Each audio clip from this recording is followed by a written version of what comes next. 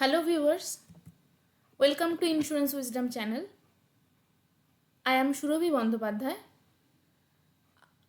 अगर आप IC72 motor insurance exam की प्रिपरेशन कर रहे हैं तो आज का वीडियो आपके लिए बहुत ही इम्पोर्टेंट होने वाला है. इस वीडियो में हम लोग पढ़ेंगे मोटर इंश्योरेंस का chapter 8 that is motor third party insurance और इसका ही कुछ इम्पोर्टेंट कंसेप्ट जैसे third party, principle of subrogation, knock for knock agreement, principle of contribution, proximate cause, section 146 of Motor Vehicle Act, section 147 of Motor Vehicle Act, right of recovery. ऐसा ही कुछ exam के लिए बहुत ही important topics इस video में हम लोग आज पढ़ेंगे. ठीक है, तो चलिए शुरू करते हैं. सबसे पहले हम जानेंगे कि थर्ड पार्टी किसे कहते हैं. तो there are 3 parties involve in a motor claim. कौन कौन सी 3 पार्टीज होती है? The first party is the owner और द इंश्योर्ड. मतलब जो व्हीकल का ओनर होता है, जिसके नाम पर व्हीकल रजिस्ट्रेशन रहता है, रजिस्ट्रेशन सर्टिफिकेट जिसके नाम पर है, यानी जिसके नाम पर पॉलिसी भी इशू होता है, पॉलिसी होल्डर या इंश्योर्ड ही फर्स्ट पार्टी होता है. ठीक है. The second party is the insurer. मतलब जिस इंश्योरेंस कंपनी से गाड़ी का ओनर ने इंश्योरेंस लिया है वो इंश्योरेंस कंपनी होगा सेकेंड पार्टी. ठीक है. The third party is one who is neither the insured nor the insurer. वो इंश्योर्ड भी नहीं है, वो इंश्योरर भी नहीं है. तो थर्ड पार्टी कौन है? द थर्ड पार्टी वो इंडिविजुअल है जिसका कोई लॉस हुआ है या जिनकी प्रॉपर्टी डैमेज हुई है किसी इंश्योर्ड व्हीकल की वजह से, वही थर्ड पार्टी है. ठीक है. यानी एक पॉलिसी में इंश्योर्ड और इंश्योरर के अलावा जो तीसरी पार्टी है और जिसका लॉस हुआ है वही थर्ड पार्टी होती है. ठीक है. थर्ड पार्टी क्लेम के केस में ये कॉन्सेप्ट समझना बहुत ही इंपॉर्टेंट है. अब हम पढ़ेंगे right of principal of subrogation. Principal of subrogation क्या रहता है? राइट और प्रिंसिपल ऑफ सबरोगेशन. सबरोगेशन क्या है? Subrogation is the right by which the insurer, having settled a claim for loss or damage, is entitled to place himself in the position of the insured to the extent of acquiring all rights and remedies in respect of loss which the insured may have received. मान लीजिए policy holder का कोई loss हुआ है किसी third party के वजह से, किसी भी थर्ड पार्टी के वजह से पॉलिसी होल्डर का कोई लॉस हो गया है, यानी किसी थर्ड पार्टी का फॉल्ट या नेग्लिजेंट एक्ट के वजह से पॉलिसी होल्डर को लॉस हुआ. तब पॉलिसी होल्डर क्या करेगा? वो अपनी इंश्योरेंस कंपनी के पास क्लेम करेगा और इंश्योरेंस कंपनी उसका क्लेम इंडेमनीफाई कर देगी. ठीक है. उसके बाद जब इंश्योरेंस कंपनी लॉस को इंडेमनीफाई कर देगी तब इंश्योरेंस कंपनी पॉलिसी होल्डर की पोजीशन में आ जाती है और जो नेग्लिजेंट थर्ड पार्टी की वजह से ये लॉस हुआ है उस थर्ड पार्टी से इंश्योरर वो अमाउंट रिकवर करता है. ठीक है. तो इंश्योरेंस कंपनी का ये जो राइट होता है इसी को राइट ऑफ सबरोगेशन कहते हैं. Having satisfied the claim of the insured, the insurer stands in the place and subrogated to all rights of the insured. यानी इंश्योरर जब इंश्योर्ड को पेमेंट कर देता है तब इंश्योरर इंश्योर्ड की पोजीशन में आ जाता है और थर्ड पार्टी से लॉस रिकवर करता है. मतलब इंश्योर्ड का तब कोई भी राइट नहीं रहता. उसके बाद इंश्योर्ड के पास उस रिकवरी के लिए राइट नहीं रहता क्योंकि इंश्योरेंस कंपनी पहले ही उसका कंपेंसेशन उसको दे चुकी होती है. ठीक है. अब सारे राइट्स इंश्योरर के पास आ जाते हैं और इंश्योरेंस उतना ही रिकवर कर सकता है जितना उसने इंश्योर्ड को पेमेंट किया है, उससे ज़्यादा वो नहीं कर पाएगा थर्ड पार्टी से. ठीक है. इसी को प्रिंसिपल ऑफ सबरोगेशन कहते हैं. अब यहाँ बोला गया है कि principle of subrogation has been modified by knock for knock agreement between insurers in case of liability arising out of physical damage to vehicles involved and respective insurers meet full liability of vehicles insured by them. इसका मतलब क्या है कि motor third party insurance का case में subrogation का ये जो प्रिंसिपल है जो हमने अभी पढ़ा, इसको नॉक फॉर नॉक एग्रीमेंट के थ्रू मॉडिफाई किया गया है। अब समझते हैं कि नॉक फॉर नॉक एग्रीमेंट क्या होता है। The agreement between multiple insurance companies in which each company pays losses incurred by its own policyholders in an event regardless of who was at fault। अभी मान लीजिए दो व्हीकल के बीच में, किसी भी दो व्हीकल में के बीच में रोड में एक तो एक्सीडेंट हो गया, किसी भी व्हीकल जाके दूसरा व्हीकल में धक्का मार दिया। तब जो एक व्हीकल का इंश्योरर है, समझिए इंश्योरेंस कंपनी ए, और एक व्हीकल का इंश्योरर है इंश्योरेंस कंपनी बी। तो अब दोनों क्या करेगा, दोनों ही बोलेगा कि सामने वाले व्हीकल के वजह से उसका लॉस हुआ है, ये दोनों ही क्लेम करेगा, दोनों व्हीकल का ओनर ही ये क्लेम करेगा। अगर प्रिंसिपल ऑफ सब्रोगेशन फॉलो किया जाता है तो as per principle of subrogation insurer A insurer B से रिकवरी करेगा और इंश्योरर बी इंश्योरर ए से वो अमाउंट रिकवरी करेगा। पहले वो उसका खुद को पार्टी को पेमेंट करेगा, उसके बाद रिकवरी करेगा। तो अगर ऐसा हर एक केस में होता रहेगा तो एक क्लेम के लिए बहुत सारे कोर्ट केसेस हो जाएंगे। तो इससे बहुत टाइम भी वेस्ट होगा और अननेसेसरी लीगल एक्सपेंस भी बढ़ जाएगा इंश्योरेंस कंपनी का। तो इसी प्रॉब्लम से बचने के लिए इंश्योरेंस कंपनीज ने आपस में एक एग्रीमेंट कर लिया है। वो एग्रीमेंट के मुताबिक अगर दो इंश्योर्ड व्हीकल्स के बीच में एक्सीडेंट हो जाता है और किसी व्हीकल का लॉस हो जाता है तो हर इंश्योरेंस कंपनी अपने ही पॉलिसी होल्डर का कॉस्ट बियर करेगा, वो ओन डैमेज क्लेम के अंडर पे करेगी। ठीक है, वो मान लेगा कि वो व्हीकल का ओन डैमेज हुआ है तो उसके अंडर वो क्लेम पे करेगी, वो दूसरे इंश्योरेंस कंपनी के वो कंपनी से वो वाला क्लेम रिकवर बाद में नहीं करेगी। ठीक है, इसी को नॉक फॉर नॉक एग्रीमेंट कहते हैं। यानी यहाँ हर इंश्योरेंस कंपनी अपने खुद के क्लाइंट का क्लेम खुद ही सेटल करती है। इस केस में राइट ऑफ सब्रोगेशन को यूज़ नहीं किया जाता। ठीक है, अभी नेक्स्ट हम पढ़ेंगे प्रिंसिपल ऑफ कंट्रीब्यूशन। ठीक है, बोल रहा है कि an insured may effect two or more insurances on the same subject matter of insurance.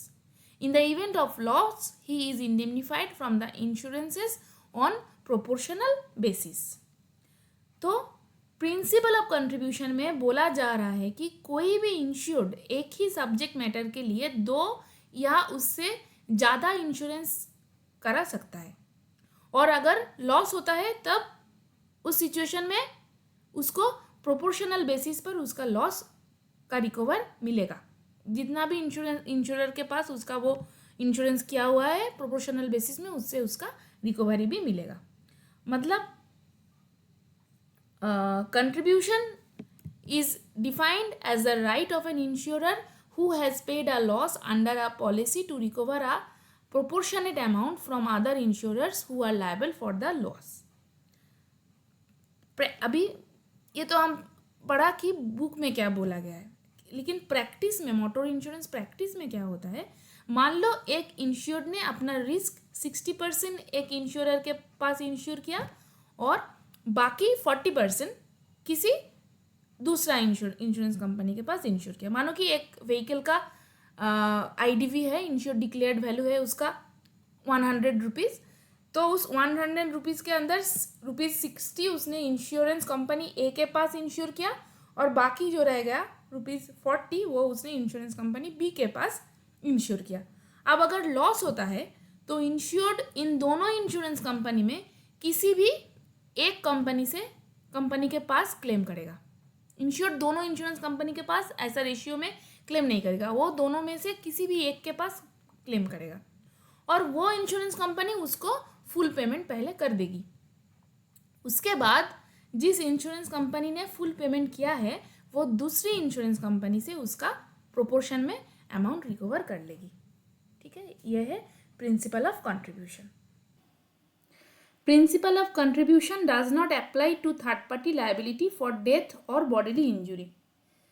तो थर्ड पार्टी लाइबिलिटी का केस में प्रिंसिपल ऑफ कंट्रीब्यूशन एप्लीकेबल नहीं होता है, क्योंकि the third party liability insurance किसके लिए होता है? फॉर खुद के लिए नहीं होता है, ये दूसरों के लिए होता है। मतलब अगर मेरी गाड़ी के वजह से दूसरा किसी का कोई लॉस हो जाता है तो उसके लिए थर्ड पार्टी लाइबिलिटी इंश्योरेंस लिया जाता है।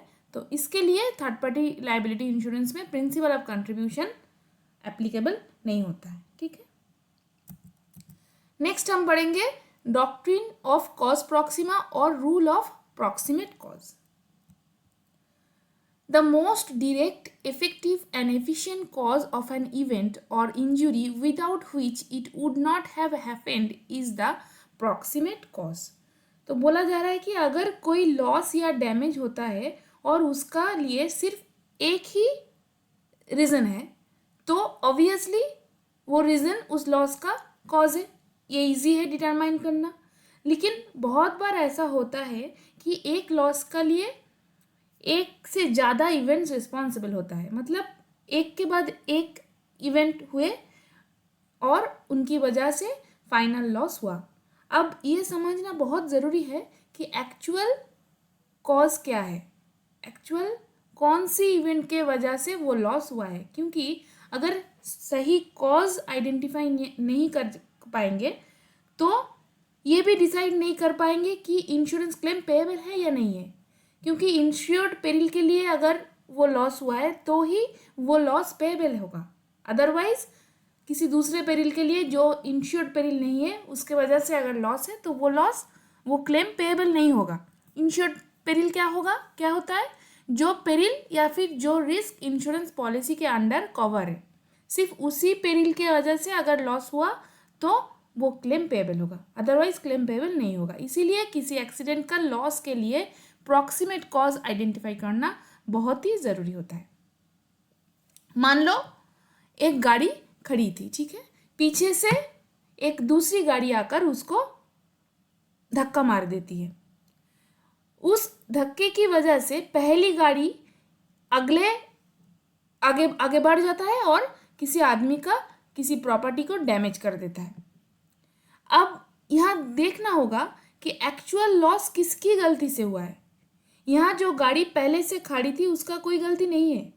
हाँ, उस गाड़ी ने आगे जाकर डैमेज किया लेकिन उसका अपना कोई नेग्लिजेंट एक्ट इसमें नहीं है। गलती किसकी थी? जो पीछे से आकर उस गाड़ी को धक्का मारी उसकी गलती है। इसलिए यहाँ देखना होगा कि किसकी नेग्लिजेंस की वजह से एक्सीडेंट हुआ है या फिर किसकी नेग्लिजेंट एक्ट के लिए वो लॉस हुआ है। यही चीज़ प्रॉक्सिमेट कॉज के प्रिंसिपल में डिटरमाइन की जाती है। अब समझना ज़रूरी है कि किस इवेंट की वजह से वो लॉस हुआ है, क्योंकि अगर सही रीज़न आइडेंटिफाई नहीं कर पाएंगे तो ये भी डिसाइड नहीं कर पाएंगे कि इंश्योरेंस क्लेम में ये पेएबल है या नहीं है। ठीक है, next section 146 of motor vehicle act 1988 provides that no person shall use except as passenger or allow any other person to use a motor vehicle in a public place unless the vehicle is covered by a policy of insurance complying with the requirement of the current MV Act 1988। मतलब section 146 of motor vehicle act 1988 में बोला गया है कि अगर किसी vehicle के पास motor third party insurance नहीं है तो वो व्हीकल किसी भी पब्लिक प्लेस में चलाया नहीं जा सकता। ठीक है, नेक्स्ट है section 146 is amended to cast an additional duty that the owner of the vehicle carrying dangerous or hazardous goods shall also go in for a policy of insurance under the public liability insurance act 1991। अब next में हम देखेंगे कि public place किसे बोल रहा है। Public place is a place where the public has a right to access. Okay, तो पब्लिक प्लेस क्या है? अभी हमने पढ़ा कि थर्ड पार्टी इंश्योरेंस के बिना व्हीकल को पब्लिक प्लेस में चलाया नहीं जा सकता। Public place is a place where the public has right to access. सीधी सी बात है कि जहाँ कॉमन पब्लिक को नॉर्मली एक्सेस करने का राइट हो वही पब्लिक प्लेस है। इसका एक और इम्पोर्टेंट पॉइंट है, ownership of a place may be private but if used by public it is a public place. मतलब मान लो किसी जगह का ओनरशिप किसी प्राइवेट पर्सन के पास है, लेकिन अगर उस जगह को कॉमन पब्लिक यूज़ करती है या उनको वहाँ एक्सेस करने का राइट है, तो वो जगह भी पब्लिक प्लेस ही मानी जाएगी। ठीक है। All motor policies therefore contain a clause called avoidance of certain terms and right of recovery. मतलब क्या है कि क्या बोला गया है इसमें कि certain terms in policy according to which the insurer can avoid the liability towards the third party. ये हमने पहले भी पढ़ चुके हैं। कुछ टर्म्स ऐसे हैं जिसमें कि इंश्योरर उसका लाइबिलिटी को अवॉइड कर सकता है, लेकिन एज पर डीप पॉकेट थ्योरी उसको उसको थर्ड पार्टी को कंपेंसेट करना पड़ता है। देयर आर हो गया। But according to deep pocket theory the insurer has to compensate the third party first and after making the payment to the third party he will proceed to recover the amount from insured as the insurer was not technically liable. मतलब बहुत सारी situations ऐसी होती है जहाँ technically insurer claim compensate करने के लिए लायबल नहीं होता है, लेकिन डीप पॉकेट थ्योरी के हिसाब से इंश्योरर को सबसे पहले विक्टिम को या थर्ड पार्टी को क्लेम का पेमेंट करना पड़ता है। अब इस डीप पॉकेट थ्योरी का मतलब क्या है कि जैसे हमने प्रीवियस पार्ट में, इस चैप्टर का प्रीवियस पार्ट का वीडियो में पढ़ा कि माना जाता है कि इंश्योरर के पास सफिशिएंट फंड्स होते हैं जिससे वो विक्टिम को कॉम्पेंसेट कर सकता है, और कंपेंसेशन देने के बाद वो माने इंश्योरर वो अमाउंट इंश्योर्ड से रिकवर कर लेगा। ठीक है। ये रिकवरी तब होगी जब सेक्शन 149 वायलेट हुआ हो। मान लो कि ड्राइविंग लाइसेंस वैलिड नहीं है या व्हीकल को उस पर्पस के लिए यूज़ किया जा रहा है जिसके लिए उसको इंश्योर नहीं किया था। ठीक है। मानो कि प्राइवेट व्हीकल है, उसको कमर्शियल पर्पस यूज़ किया जा रहा है, तो उसमें 149 वायोलेशन हो गया। ऐसे केसेस में इंश्योरर के पास वो राइट रहता है कि वो बोले कि ये क्लेम हम नहीं देंगे, लेकिन as per the court judgment he has to compensate the third party or the victim first, then he has the right to recover the claim from the insured, okay, from the negligent insured, okay. Next हम पढ़ेंगे कि vehicles which are exempted from having compulsory third party insurance। कौन कौन सी ऐसी vehicle है जो exempted है third party insurance, जिसके लिए ज़रूरी करवाना ज़रूरी नहीं होता है। Any vehicle owned by central or state government if the vehicle is used for government purpose. ऐसा कोई व्हीकल अगर होएगा तो उसके लिए कंपलसरी नहीं है third party insurance. Next, if the vehicle is owned by a local authority such as municipality और कॉर्पोरेशन, ऐसे व्हीकल के लिए भी कंपलसरी थर्ड पार्टी इंश्योरेंस की रिक्वायरमेंट नहीं होती।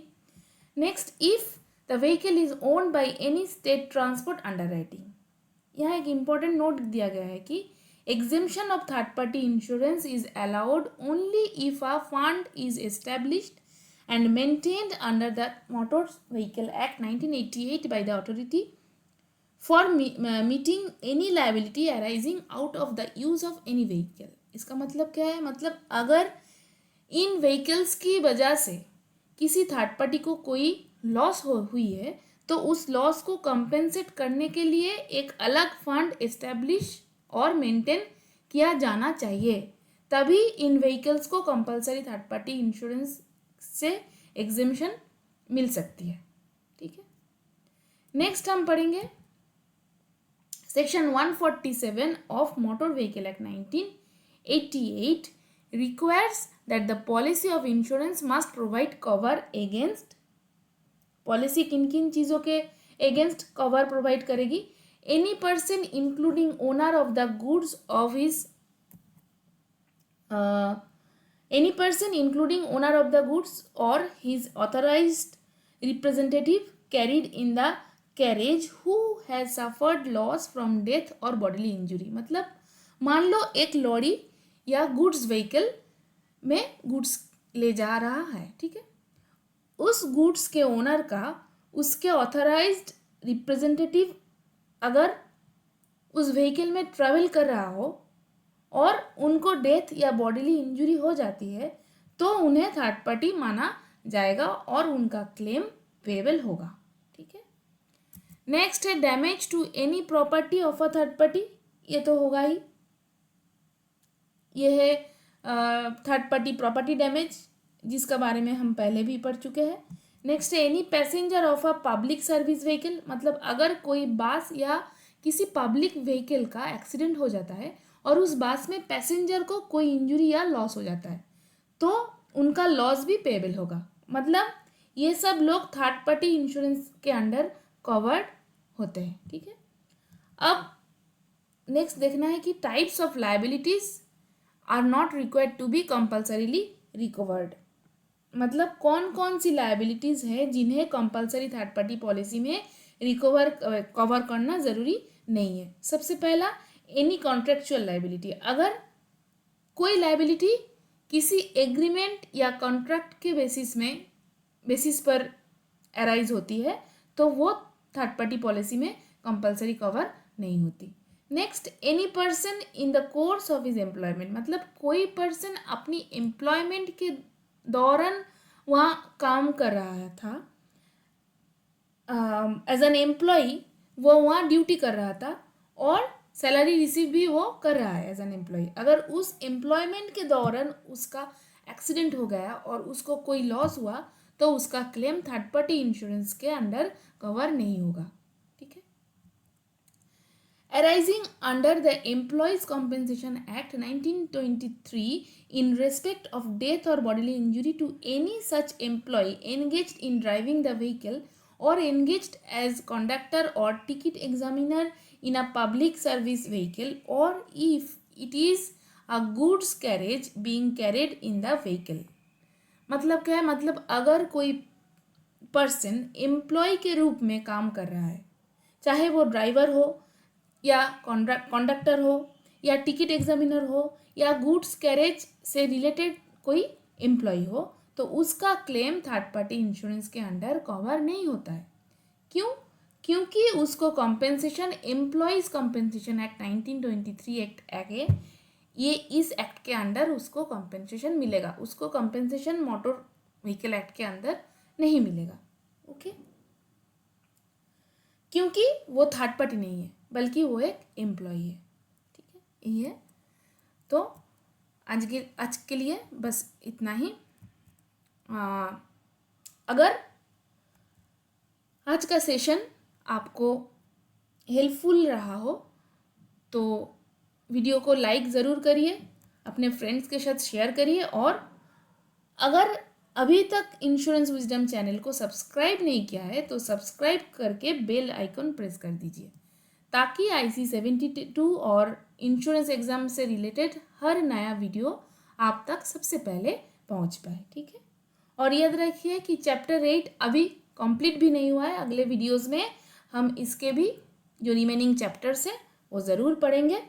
ठीक है, इसलिए नेक्स्ट पार्ट मिस मत करना। ठीक है, मिलते हैं नेक्स्ट वीडियो में। Thank you for watching.